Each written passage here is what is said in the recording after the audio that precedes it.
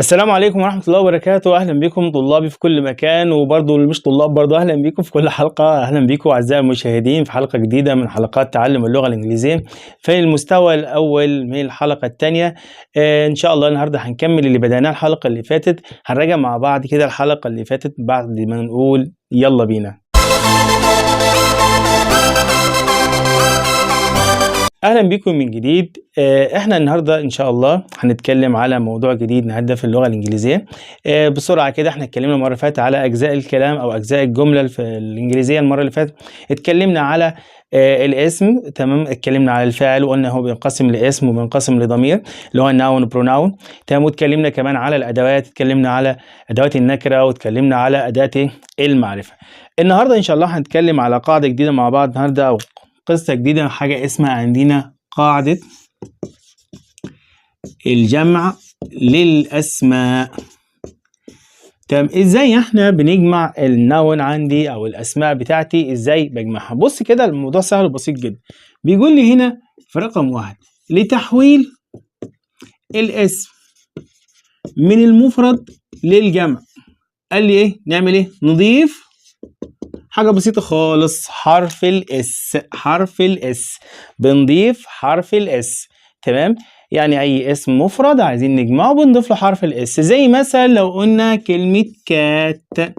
ايه يا مستر؟ لحظة، انت قلت لي قبل كده ان الاسم ما ينفعش من غير اداة. برافو عليك، انت فاكر، رجعت الحلقة اللي فاتت معانا. بص كده، اكات. اكات طبعا لان كات مبدوء بحرف ايه؟ ساكن، فبقول كات. طيب لما انا اجي اجمعها اقول كات، هكتب الكلمة بتاعتي واحط لها اس. كاتس. كاتس، تمام. ولا اقول اكاتس؟ لا طبعا ما ينفعش اقول اكاتس. ليه؟ لان عندي بتيجي مع الاسم المفرد فقط. وان بيجي مع الاسم المفرد فقط، انما كاتس ما ينفعش تيجي معاه. ممكن اقولها كاتس وممكن اضيف ليها ذا. احنا قلنا المرة اللي فاتت ان ذا بتيجي مع الاسم المفرد والاسم الجمع سواء كان مذكر او كان ايه؟ مؤنث. ممكن عندنا مثال تاني، مثلا كلمة كار، تمام. برضه هنغلط تاني، كار. برافو عليك، تمام. كار، تمام. يبقى هنقول كارز. كارز او ذا كارز، تمام. ذا كارز اللي هي ايه؟ السيارات. مثلا ممكن اقول ايه؟ ايج. برضه مثال تاني، ايج. ايج يعني ايه؟ ايج برضه، ايج يعني بيضة، تمام. في غلطة، ايه هي يا مستر؟ تمام، الأداة عندي اهو ان ايج. طبعا هاخد ان عشان خاطر ايج مبدوء بحرف ايه؟ متحرك. برافو عليك. طب لما اجي اجمعها اقول ايه؟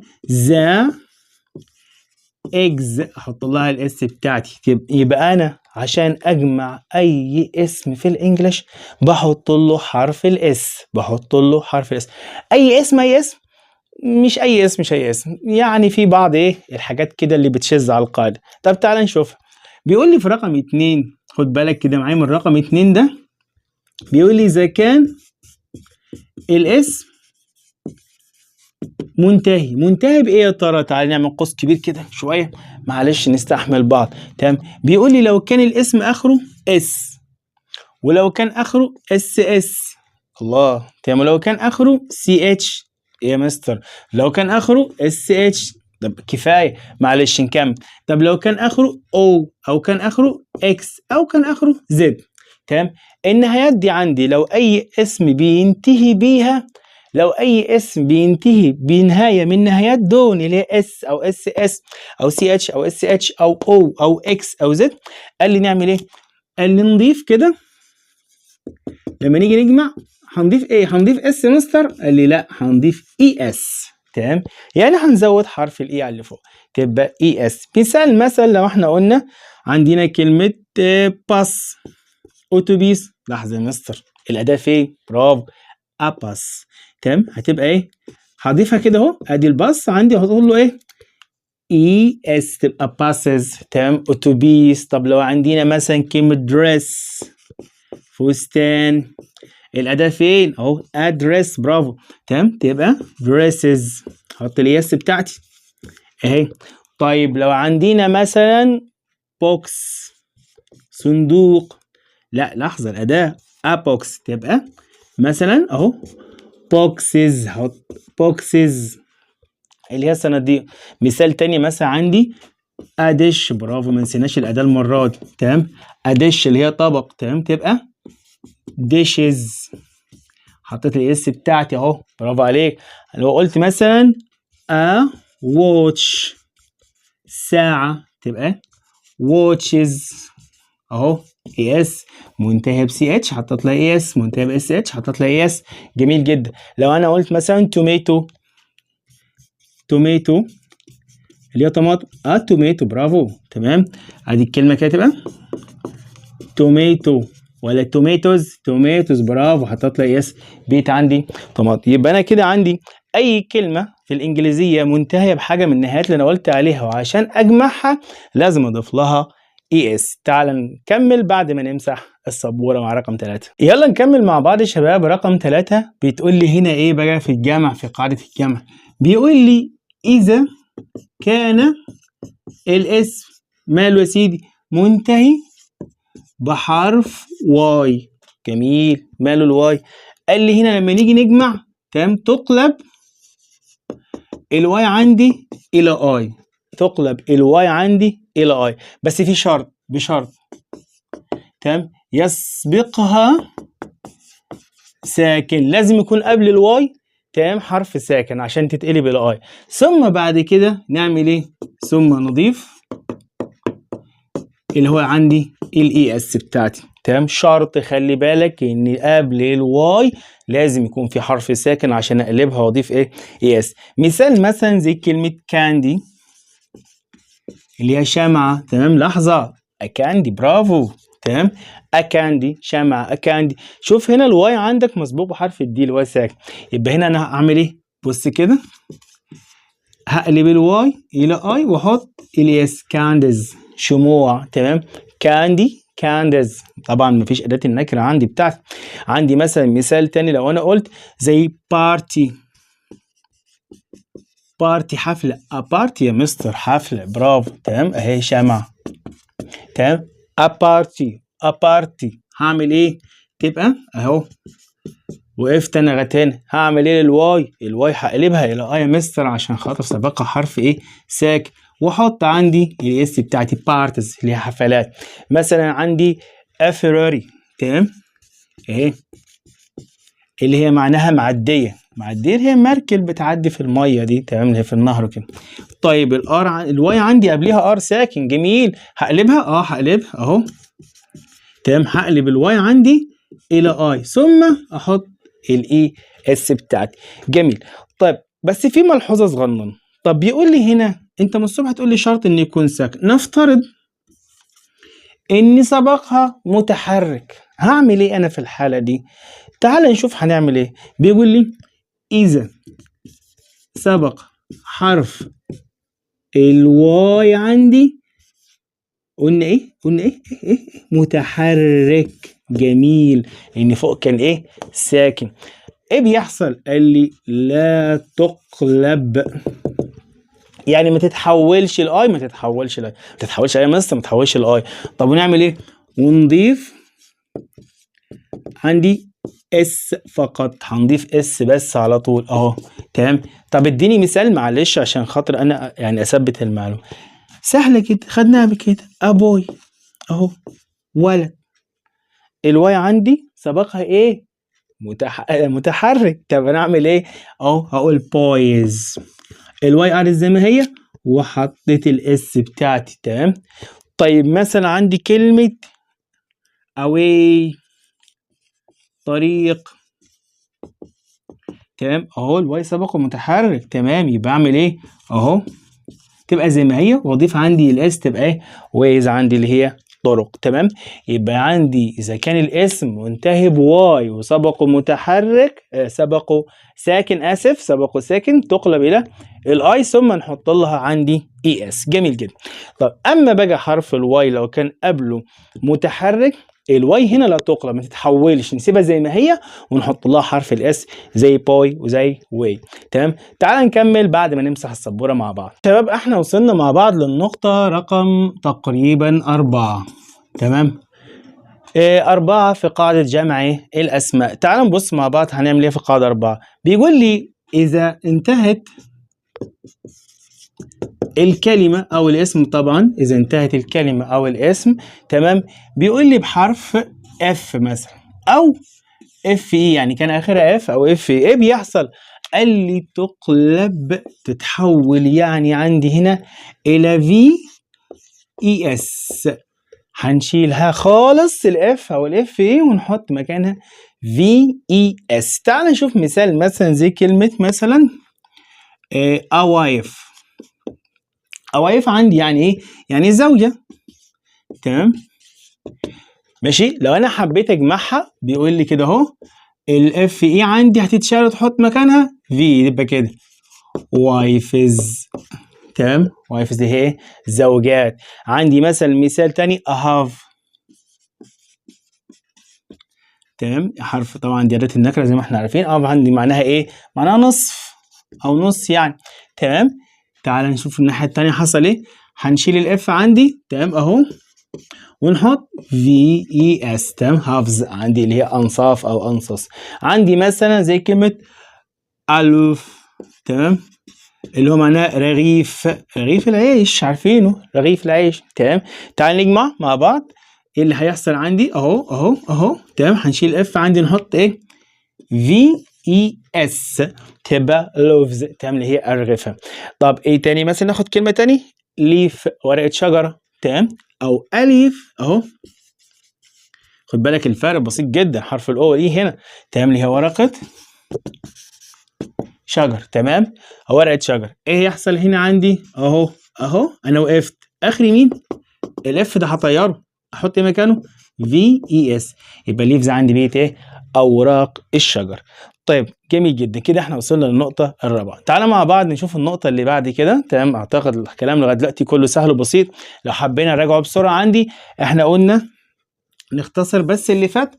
الحالة الأولى هجمع وأحط الإس. الحالة الثانية إذا كانت منتهية بالأحرف وقلنا عليها هنحط لها إيه؟ إس. الحالة الثالثة عندي لو كان عندي منتهي بواي هيقلب إلى أي ثم نضيف إي إس. ولو كان الواي قبله ساكن أو متحرك هنضيف له إس بس. وعندنا هنا لو كان اخره اف او اف اي اخر حاله دي هنقلبها نحط اف اي اس. ده اختصرت الجمع لغايه دلوقتي في الاربع حالات اللي احنا خدناهم وقلناهم من الصبح. تمام تعال نكمل مع بعض بس بعد ما نعمل ايه؟ ريموف للسبوره. حبايبي الحلوين احنا كده وصلنا تقريبا للمرحله الخامسه او لرقم 5 في الجمع.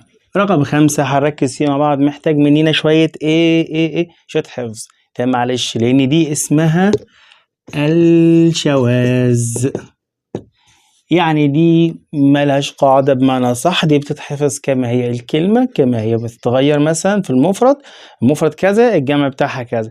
زي مثلا عندنا لو هنقسمهم مع بعض كده، عندنا كده مع بعض أمان اللي هي رجل، الجمع بتاعها من رجال، مان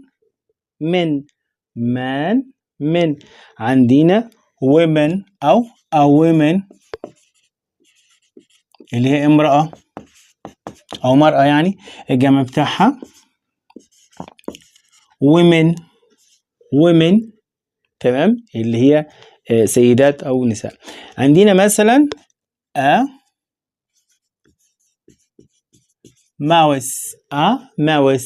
mouse كلنا عارفين الكلمة دي مشهورة مين عارفها؟ برافو فار، العدو بتاعه ذا كات. طب ماوس بيقول لي تبقى مايس اهي، مايس في قران اختلفت خالص اختلاف كلي. تمام دي اسمها الشواذ. طيب عندنا فوت قدم. تمام بتبقى عندي فت اقدام، شايف الجمع مختلف خلي بالك دون شواذ. تمام عندنا a child طفل. تمام الجمع بتاعها children اهي children. لو حرف دي خلي بالك لما نشوف لو الكاميرا واضحة شوية. تمام children طفل أطفال. عندنا برضو a goose تمام اللي هي وزة. تمام تبقى جيس اهي وزة عشان ما تنساش. تمام جيس الوز بتاعها. عندنا اتوث حد فاكرها اتوث سنة. تمام الجمع بتاعها teeth. تمام، اللي هي ايه؟ سنة، مش سنة، سنة، ماشي؟ teeth. عندنا برضو تاني an ox. برضو طبعا an عشان oxen دي مبدوء بحرف متحرك اللي هو معناها ثور. تمام، ثور جوز البقرة، ثور. تمام، ماشي، تبقى oxen اللي هي ايه؟ جمع الثور يعني. تمام. طيب دي عندي معظمها شواذ زي ما انت شايف. نقولها تاني، امان. تمام، نبعد بس الاداة هنا حد يفتكرها جزء من الكلمة. امان اللي هي جمعها من رجل. women. تمام، women عندي جمعها women. تمام. a mouse mice. a foot fit. a child children. a goose أجيس. طبعا غلط طبعا نقول أجيس لأن دي جمع. جيس. a tooth سنة. teeth. an ox تبقى oxen اللي هي عندي صح. في كلمات ما بتتغيرش في الجمع أصلا بنسميها برضو شواذ. يعني شواذ تاني مصر شواذ تاني لا تتغير عند الجمع. عند الجمع ما بتتغيرش خالص. زي مين مثلا؟ لو جينا نشوف زي كلمة أفش. أفش سمكة، هي نفسها فش، تمشي سمك وسمكة عادي الاتنين واحد مفيش مشاكل. تمام، بس أهم حاجة أشيل الأداة بتاعتي. طيب عندي مثلا كلمة الشيب، خروف، هي نفسها شيب، خروف، خرفان يعني. تمام، سمكة. أوكي. طيب عندنا مثلا أدير. أدير، حد عارف الأدير يعني إيه؟ يعني إيه؟ غزالة. تمام، غزالة. تمام، هي حرف الألف برضو بتبقى زي ما هي عندي في الجمع بتاعها. تمام، خليها هنا اهو غزالة. تمام، يبقى دول عندي في شواذ بتتغير. تمام، وفي شواذ ما بتتغيرش اصلا بتبقى زي ما هي في المفرد عندي وفي الجمع. طيب هنكمل مع بعض اخر جزئيه في الحلقه. معلش حلقه طولت النهارده. تمام، بس بعد ما نمسح السبوره مع بعض عشان نقفل خالص كده عندي اللي هو ايه؟ الجزء الخاص بجمع الاسماء. تمام، اخر جزئيه مع بعض يا شباب هنتكلم عليها عندي اللي هي uncountable nouns اللي هي الاسماء التي لا تعد. الاسماء التي لا تعد، بيقول لي الاسماء دي لا تجمع. تمام، ولا توضع قبلها كمان او ان، يعني ما نحطش قدامها اداه النكره وما ينفعش تتجمع. طب هعملها ايه؟ قال لي هعملها معامله المفرد. معامله ايه؟ المفرد. خد بالك كده اني بعملها معامله ايه؟ المفرد. لا تجمع ولا توضع قبلها او ان. تمام، ولكن تعامل معامله ايه؟ المفرد. زي ايه مثلا؟ بص يا سيدي، اول حاجه عندك كل السوائل. كل ايه؟ السوائل. زي مثلا كلمه ميلك، لبن، ووتر اللي هي الماء. تمام، كل السوائل اويل مثلا اهو زيت، جوس مثلا عصير. تمام، اي سائل عندي لا يجمع. تمام، ولا يوضع قبله او ان. عندي برضو تاني حاجه الحبوب. الحبوب زي مثلا عندي رايس، الارز اهو رايس، الارز.